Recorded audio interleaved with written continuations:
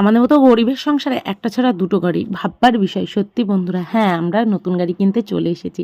সত্যি কথাই, নতুন গাড়ি কিনতে এসে দেখছি কত সুন্দর সুন্দর গাড়ি, আর খুব ভালো লাগছে। আর নতুন জিনিস দেখতে কার না ভালো লাগে, আর নতুন জিনিস নিতে কার না ভালো লাগে। তো আমাদেরও ভালো লেগেছে, সেই জন্য গাড়ি কিনে নিয়ে বাড়ি চলে এসেছি। আর সেম গাড়ি, একই রকম, শুধু কালারটা আলাদা।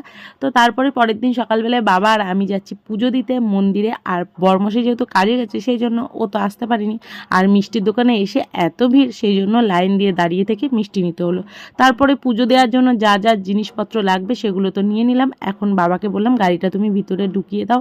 মন্দিরের ভিতরে ঢুকিয়ে দিল। তারপরে আমি এখন যাচ্ছি মায়ের কাছে। তো মায়ের কাছে পুজোটা মন থেকে দিলাম।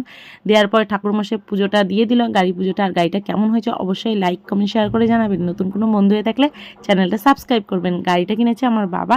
তো বাবার বোন যেহেতু এখন ওদের দরকার, সেই জন্য নতুন গাড়ি কিনেছে। আর গাড়ি কেনার পর একটু মিষ্টি মুখ তো করতেই হবে, সেই জন্য মিষ্টি